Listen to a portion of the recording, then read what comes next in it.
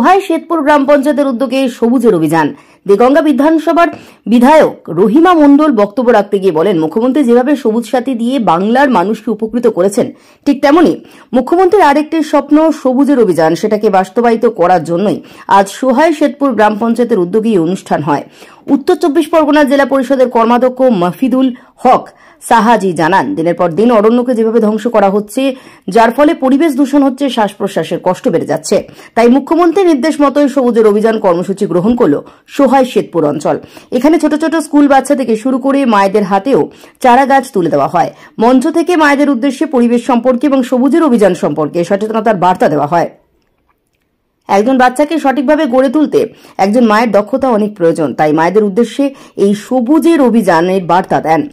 অঞ্চল সভাপতি ও প্রাক্তন প্রধান রিঙ্কু সাহাজি সাংবাদিকদের মুখোমুখি হয়ে জানান, মুখ্যমন্ত্রীর নির্দেশ মতোই আমরা সবুজের অভিযান কর্মসূচি পালন করলাম।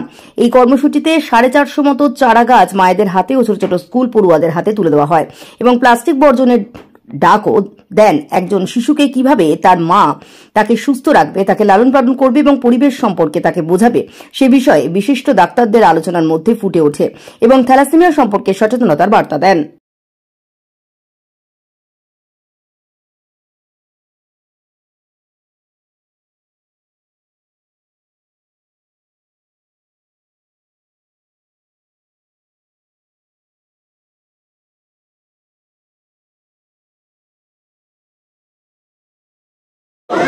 যেখানে বৃক্ষরোপণ জরুরি, সেইখানে সোহাই শ্বেতপুর গ্রাম পঞ্চায়েত সবুজের অভিযান দিয়ে একটা বার্তা স্পষ্ট করছে যে সবুজ রক্ষা করলে সবই রক্ষা হবে। আমি সোহাই শ্বেতপুর পঞ্চায়েতকে সাধুবাদ জানাই, ধন্যবাদ জানাই, অভিনন্দন জানাই। পঞ্চায়েতের প্রধান, উপপ্রধান সহ সমস্ত মেম্বাররা এবং সরকারি আধিকারিকরা এগিয়ে এসে সঙ্গে আমাদের প্রাক্তন উপপ্রধান রিঙ্কু সাহাজি এবং মফিদুল হক সাহাজি, সোহাই শ্বেতপুর পঞ্চায়েতেরই বাসিন্দা। তিনি আমাদের উত্তর 24 পরগনা জেলা পরিষদের কর্মদক্ষ।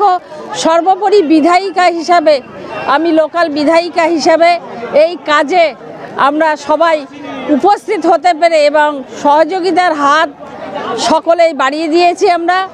আমরা ধন্যবাদ জানাই সোহাই শ্বেতপুর পঞ্চায়েতে এবং গর্ববোধ করছি যে আজকে 2024 দ্বিতীয় দিন 2024-এর এবং বুক ডে। আজকে শিক্ষকরাও এখানে উপস্থিত আছেন, আপনারা নিশ্চয়ই দেখেছেন।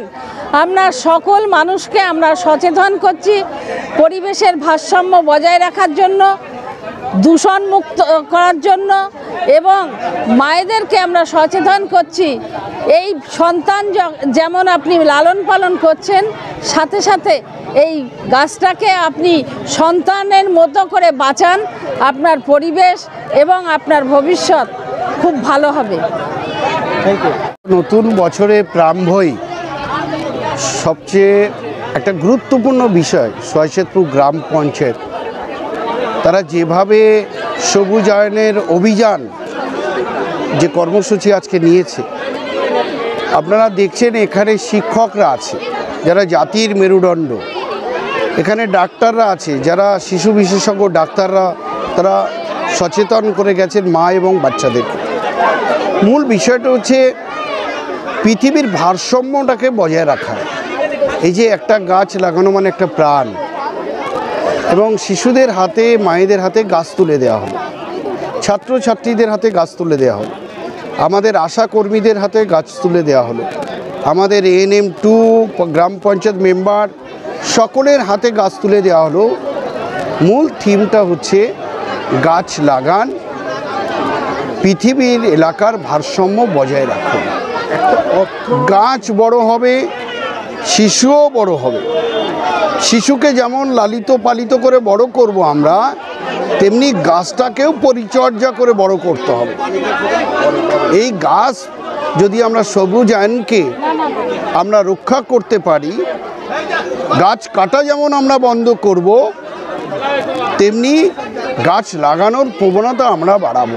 সেই প্রচেষ্টা সোহাই শ্বেতপুর অঞ্চলের সকল মেম্বার, প্রধান, উপপ্রধান, বিশেষ করে প্রাক্তন উপপ্রধান রিঙ্কু সাহাজি, আমাদের এই অঞ্চলের বিদ্যুতের কর্মদক্ষ মুকুল বাবু, আমাদের এক্স প্রধান জলধর মণ্ডল, বর্তমান আমাদের প্রধান জলধর মণ্ডল, উপপ্রধান আমাদের প্রধান ইত্তেসাম, সকলে যেভাবে মেম্বারদেরকে নিয়ে, স্যারেদের নিয়ে, টিচারদের, ডাক্তার এবং সমাজসেবকদের নিয়ে, ভিআরপি ভিসিদের নিয়ে, আশাকর্মীদের নিয়ে, এএনএম 2দেরকে নিয়ে যে গাছ লাগানোর প্রবণতা, সচেতনতা করলো, এটা বিরল।